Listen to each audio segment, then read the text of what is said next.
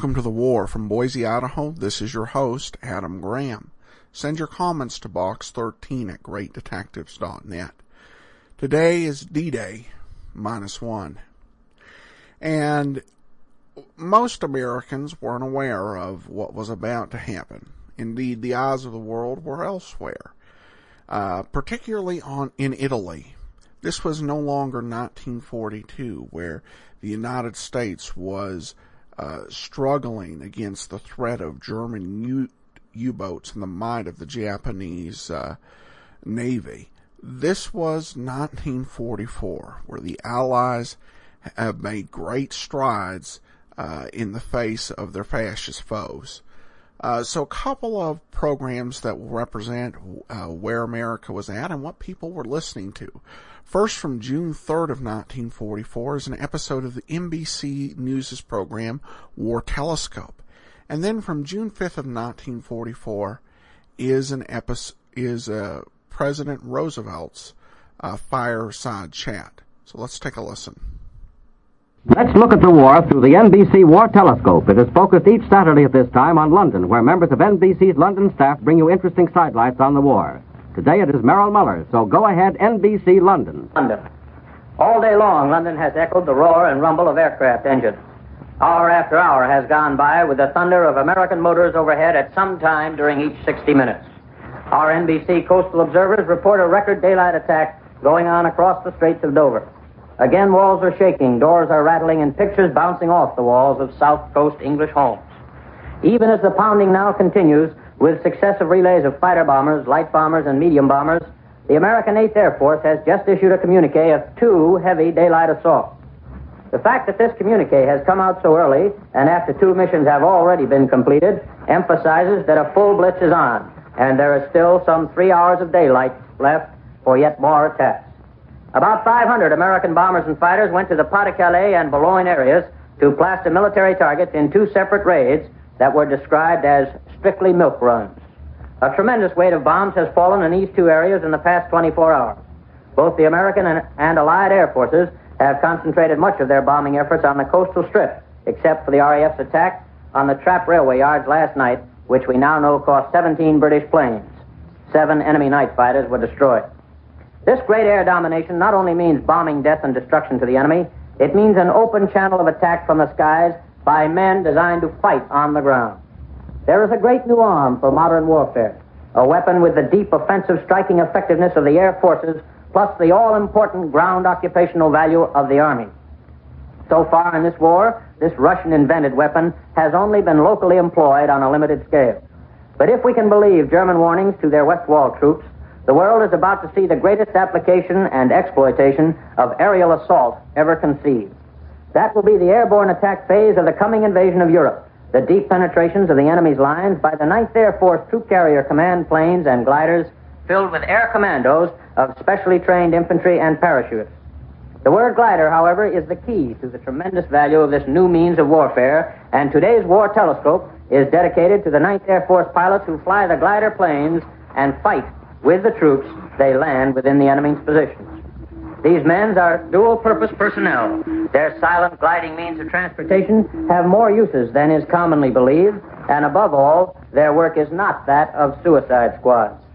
The enemy's radio reported that the Allies have between 80 and 100,000 airborne troops ready for the attacks to come. And our own radio recently announced the arrival in this theater of a military glider pilot from Southeast Asia. That officer, Major William H. Taylor, Jr., 33-year-old leader of the glider section of the 1st Air Commando Group in the Burma campaign, was ordered to England to advise the Troop Carrier Command on what to expect on operations. Major Taylor, who was awarded the British Distinguished Service Order for his work with the General Wingate Colonel Cochrane Air Commando Forces, says he comes from Washington, D.C. He's here in the studio this afternoon to give you an insight to glider-borne infantry operations. Gliders give any task force commander everything as a means of attack that has ever been dreamed of. It makes it possible to design bombardment missions with the intention of occupying a target and not destroying it. You can drop a glider combat force with greater fighting power than any bombing effort. Such a force can be dropped anywhere in the enemy lines, providing tactical surprise, and it can fester there or retire. No such mission, when well planned, is a suicide assignment.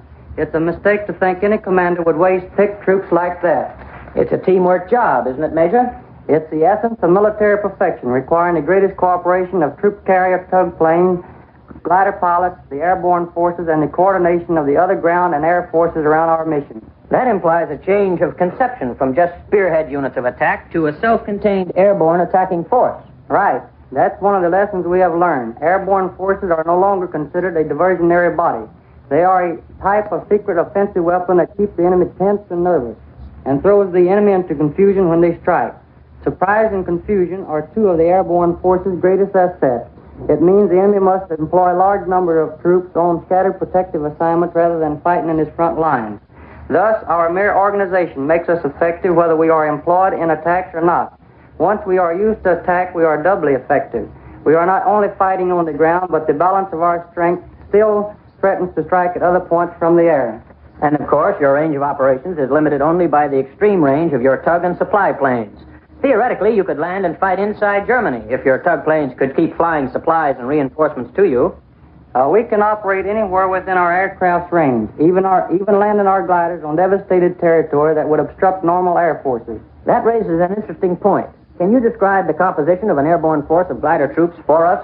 Well, an airborne outfit is an infantry division specially trained with the kind of weapons necessary to employ because of their type of transportation.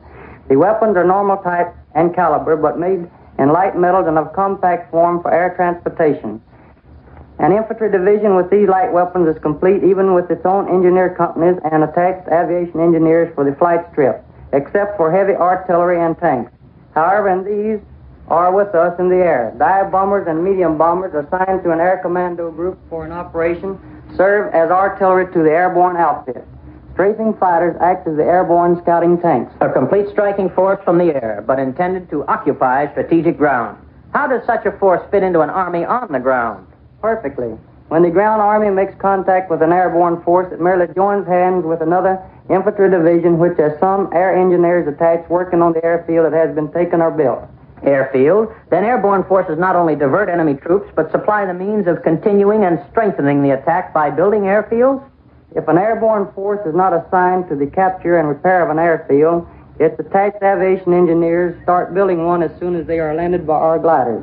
The gliders can go anywhere, but our tug planes or the bomber and fighters have to have strip fields to operate from. And remember this, once such a strip is built, the glider forces that land to build it can be flown off again to another attack.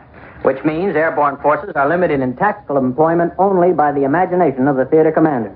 With so much improvement of airborne operations since the German invasion of Crete, and with the experience of General MacArthur's and Colonel Cochrane's forces, General Eisenhower's imagination can end up anywhere.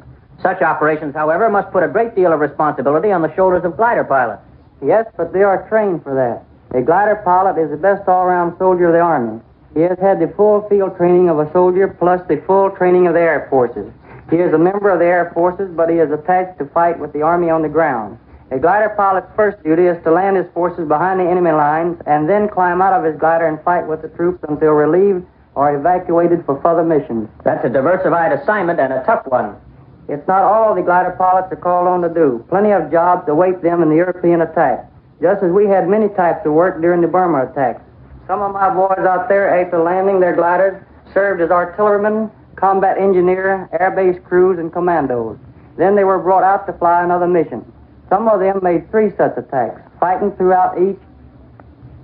This reemployment eliminated the suicide theory on our operations. While we had gliders time after time, we employed on support missions, diversionary attacks as flying hospital and mobile engineering units. It's amazing to learn that gliders we use for mission after mission. Not all of them are. Certain attacks assignments required them and will require deliberate crash landings into postage stamp clearing. That's when a glider pilot is called upon to display great skill and courage to place men safely at the right spot. You will remember General Wingate used exactly those words, great skill and courage, in praising our work in Burma.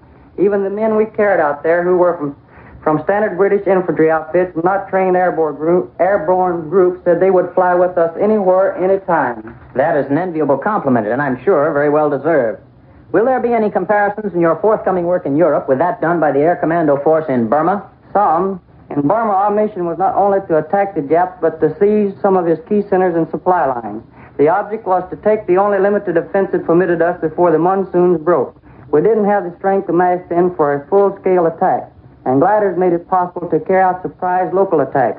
More than that, the methods of attack we used, cutting the Jap supplies, forced the enemy out of the jungle to fight us, and then he was easier to get at. We proved a considerable force could be maintained by air for such local fighting out there. And here in Europe? The terrain and the problems are very much different. The terrain is simpler, the problems more complex, and of course the airborne plans are so mammoth that the logistical requirements are not solvable by air transportation alone. However, we learned a lot of things by mistakes in Burma, and those lessons will be applied to save a lot of lives here. Can you give us one example of such lessons, Major Taylor? Well, we learned that if a section of an airborne invasion goes astray in the air through no fault of its own and lands in the wrong place, it still helps. As long as it is able to fight, it helps the overall invasion plan by its commando diversionary effect. The enemy can never be sure that any airborne forces is the main attack. A diversion or an accidental foray into his lines.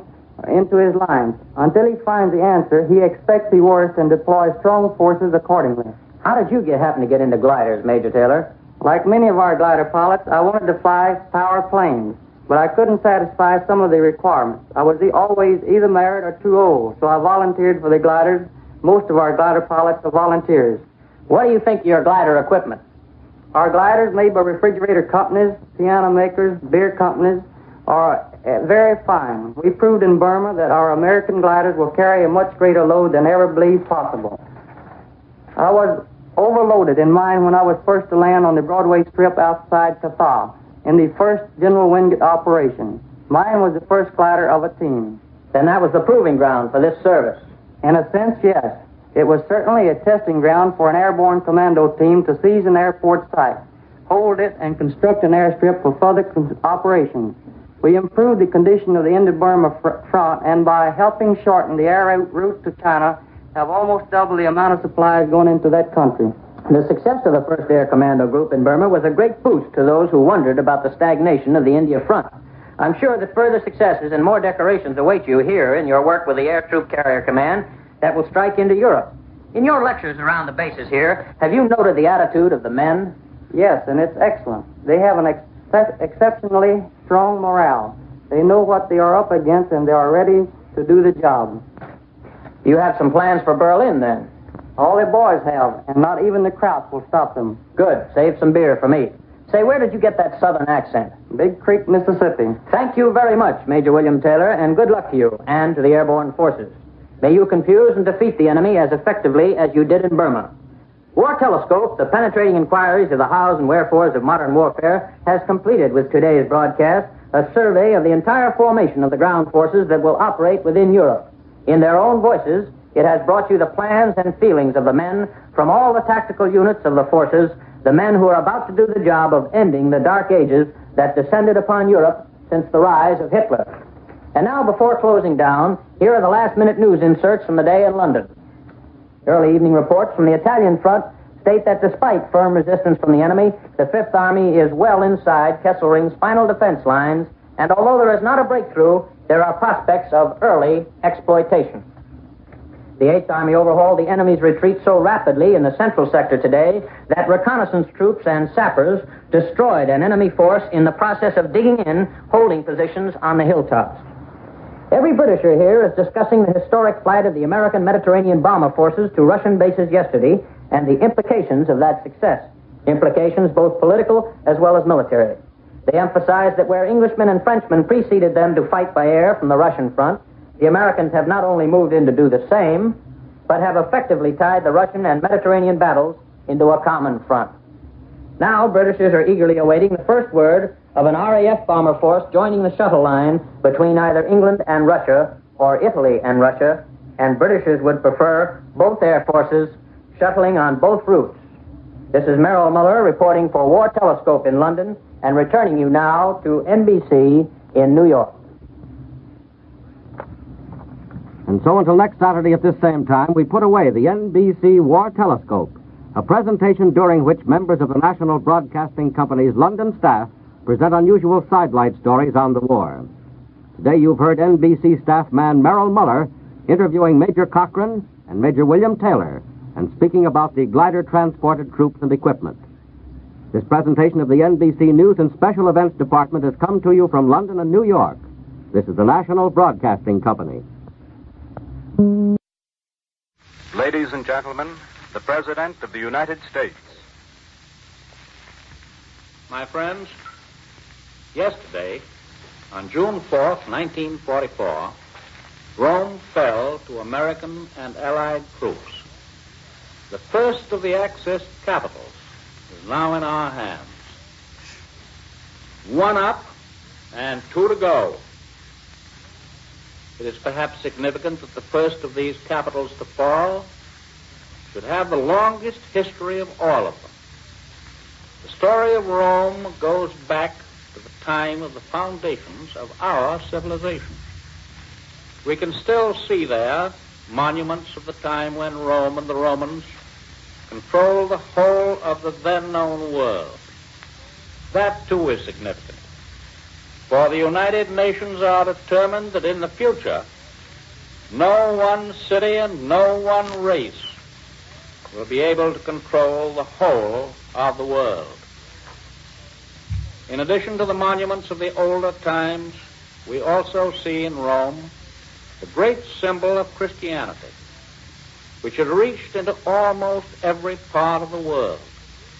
There are other shrines and other churches in many places, but the churches and the shrines of Rome are visible symbols of the faith and determination of the early saints and martyrs that Christianity should live and become universal.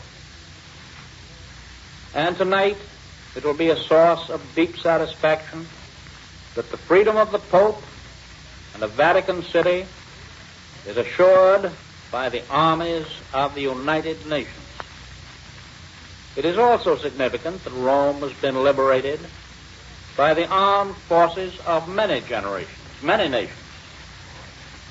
The American and British armies who bore the chief burdens of battle found at their side our own North American neighbors, the gallant Canadians, the fighting New Zealanders from the far South Pacific, the courageous French and the French Moroccans, the South Africans, the Poles, and the East Indians. All of them fought with us on the bloody approaches to the city of Rome. The Italians, too, forswearing a partnership in the Axis, which they never desired, have sent their troops to join us in our battles against the German trespassers on their soil. The prospect of the liberation of Rome meant enough to Hitler and his generals to induce them to fight desperately at great cost of men and materials and with great sacrifice to their crumbling eastern line and to their western front. No thanks are due to them if Rome was spared the devastation which the Germans wreaked on Naples and other Italian cities. The Allied generals maneuvered so skillfully that the Nazis could only have stayed long enough to damage Rome at the risk of losing their armies. But Rome is, of course, more than a military objective. Ever since before the days of the Caesars, Rome has stood as a symbol of authority. Rome was the Republic. Rome was the Empire. Rome was and is, in a sense, the Catholic Church. And Rome was the capital of a united Italy. Later, unfortunately, a quarter of a century ago, Rome became the seat of fascism and, still later, one of the three capitals of the Axis. For this quarter century, the Italian people were enslaved. They were degraded by the rule of Mussolini from Rome. They will mark its liberation with deep emotion. In the north of Italy, the people are still dominated, threatened by the Nazi overlords and their fascist puppets. Somehow in the back of my head, I still remember a name, Mussolini. Our victory comes at an excellent time. While our allied forces are poised for another strike at Western Europe, and while the armies of other Nazi soldiers nervously await our assault, and in the meantime our gallant Russian allies continue to make their power felt more and more. From a strictly military standpoint, we had long ago accomplished certain of the main objectives of our Italian campaign. The control of the islands, the major islands, the control of the sea lanes of the Mediterranean, to shorten our combat and supply lines, and the capture of the airports, such as the great airports of Foggia, south of Rome, from which we have struck telling blows on the continent, the whole of the continent, all the way up to the Russian front. It would be unwise to inflate in our own minds the military importance of the capture of Rome. We shall have to push through a long period of greater effort and fiercer fighting before we get into Germany itself. The Germans have retreated thousands of miles, all the way from the gates of Cairo, through Libya and Tunisia and Sicily and southern Italy. They have suffered heavy losses, but not great enough yet to cause collapse. Germany has not yet been driven to surrender. Germany has not yet been driven to the point where she will be unable to recommence world conquest a generation hence. Therefore, the victory still lies some distance ahead. That distance will be covered in due time. Have no fear of that. But it will be tough, and it will be costly, as I have told you many, many times. In Italy, the people had lived so long under the corrupt rule of Mussolini that in spite of the tinsel at the top, you have seen the pictures of him, their economic condition had grown steadily worse. Our troops have found starvation, malnutrition, disease, a deteriorating education, a lowered public health, all byproducts of the fascist misrule. The task of the Allies in occupation has been stupendous. We have had to start at the very bottom, assisting local governments to reform on democratic lines. We have had to give them bread to replace that which was stolen out of their mouths by the Germans. We have had to make it possible for the Italians to raise and use their own local crops. We've had to help them cleanse their schools of fascist trappings. I think the American people as a whole approve the salvage of these human beings who are only now learning to walk in a new atmosphere of freedom. Some of us may let our thoughts run to the financial cost of it. Essentially, it is what we can call a form of relief.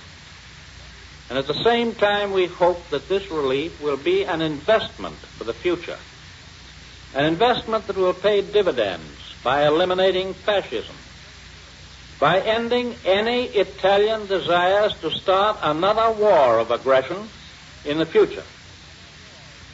And that means that there are dividends which justify such an investment because they are additional supports for world peace.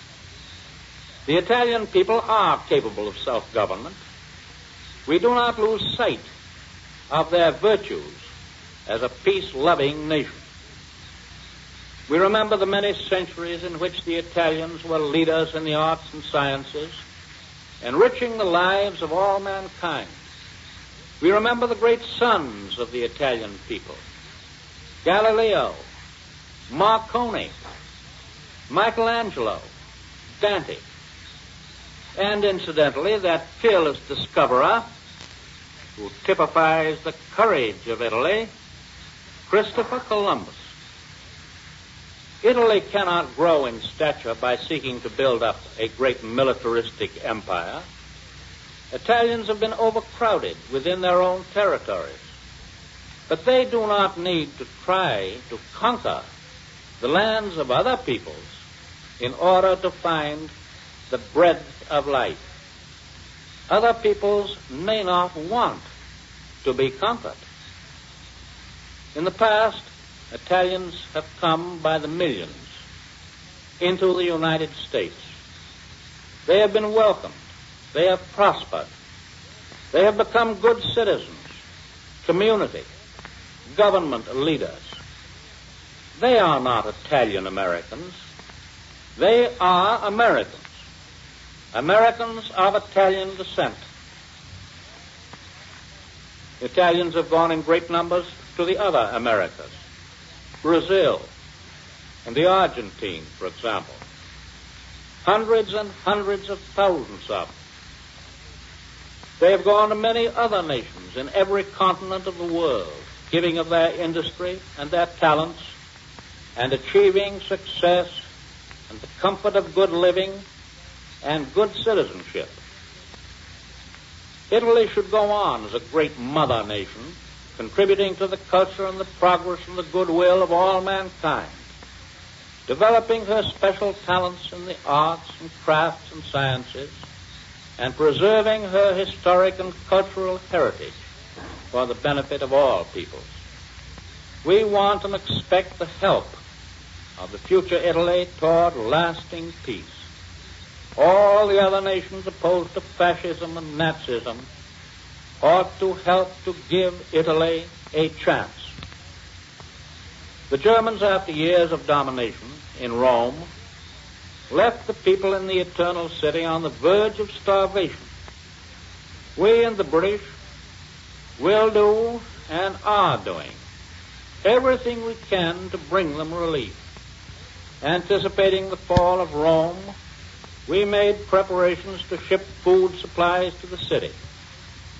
But of course it should be borne in mind that the needs are so great, the transportation requirements of our armies are so heavy, that improvement must be gradual. But we have already begun to save the lives of the men, women, and children of Rome. This, I think, is an example of the efficiency of your machinery of war. The magnificent ability and energy of the American people in growing crops, in building the merchant ships, in making and collecting the cargoes, in getting the supplies over thousands of miles of water, and thinking ahead to meet emergencies. All this spells, I think, an amazing efficiency on the part of our armed forces, all the various agencies working with them, and American industry and labor as a whole. No great effort like this can be 100% perfect, but the batting average is very, very high. And so I extend the congratulations and the thanks tonight of the American people to General Alexander, who has been in command of the whole Italian operation, to our General Clark, to General Leese of the 5th and the 8th Armies, to General Wilson, the Supreme Allied Commander of the Mediterranean Theater, to General Devers, his American deputy, to General Eaker, to Admirals Cunningham and Hewitt, and to all their brave officers and men. Welcome back. Meanwhile, while this was what people were hearing at home, General Eisenhower had an announcement to the troops. His words were brief, but incredibly powerful. So let's go ahead and take a listen to that announcement. It's about 2 minutes, and it's from June the 5th of 1944. Soldiers, sailors, and airmen of the Allied Expeditionary Force, you are about to embark upon the great crusade toward which we have striven these many months. The eyes of the world are upon you. the hopes and prayers of liberty-loving people everywhere march with you. In company with our brave allies and brothers in arms on other fronts, you will bring about the destruction of the German war machine, the elimination of Nazi tyranny over the oppressed peoples of Europe, and security for ourselves in a free world. Your task will not be an easy one. Your enemy is well-trained, well-equipped, and battle-hardened. He will fight savagely. But this is the year 1944. Much has happened since the Nazi triumphs of 1940-41. The United Nations have inflicted upon the Germans great defeats in open battle, man to man. Our air offensive has seriously reduced their strength in the air and their capacity to wage war on the ground. Our home fronts have given us an overwhelming superiority in weapons and munitions of war, and placed at our disposal great reserves of trained fighting men. The tide has turned. The free men of the world are marching together to victory. I have full confidence in your courage, devotion to duty, and skill in battle. We will accept nothing less than full victory. Good luck, and let us all beseech the blessing of Almighty God upon this great and noble undertaking. Welcome back. The message from General Eisenhower couldn't have been clearer. After all the speeches, the songs, the stories, the blood, the tears, the sacrifice, after the treasure and human life expended, it was all coming to a head on June the 6th.